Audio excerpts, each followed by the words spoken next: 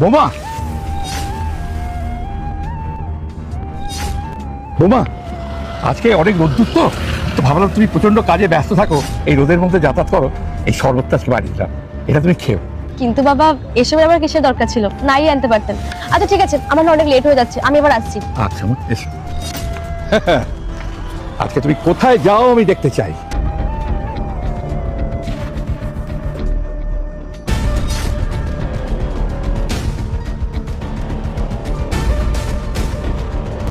Baby, আরে baby তুমি এসে গেছো?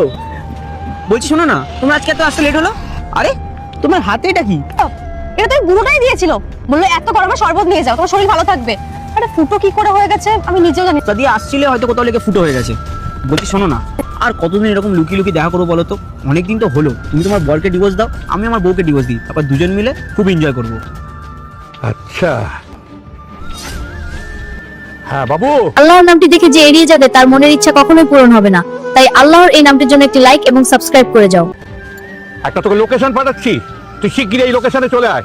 বাহ বোমা, বাহ বাহ, তুমি শেষে একটা পরপুরুষের সঙ্গে এইভাবে রাস্তায়, আমি এটা তোমার থেকে আশা করিনি। বাবা কি যাতা কথা বলছেন আপনি? মাথা ঠিক আছে না খারাপ হয়ে গেছে? আরে এটা আমার বস হয়, আর বসের সাথে আমি একটু কাজের কথা বলছিলাম, তো ভুলভাল কেন ভাবছেন? এই তো দেখাচ্ছি।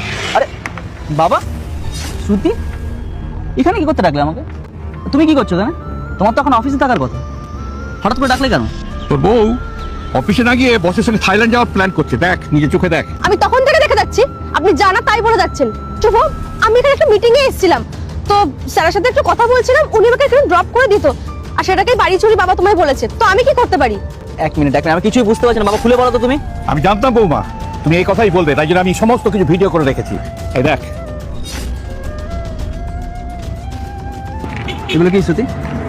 আমার কথা ঠিকই বলছি, তুমি তোমার বসের সাথে নোংরামো করছো, লজ্জা করছে না? হ্যাঁ, আমি রাহুলকে ভালোবাসি, আর আমি ওকে বিয়ে করতে চাই। তার মানে টাকাটাই তোমার কাছে সব কিছু, তাই তো? আজকে আমার কাছে কম টাকা বলে আমাকে ছেড়ে যার কাছে বেশি টাকা আছে তার কাছে যাচ্ছ, ঠিক আছে, অসুবিধা নেই। আর আপনাকেও বলছি, যেদিন আপনার থেকে বেশি টাকা আলা কাউকে পেলো না, আপনাকেও ছেড়ে তার কাছে চলে যাবে, এটা মাথায় রাখবেন, ঠিক আছে?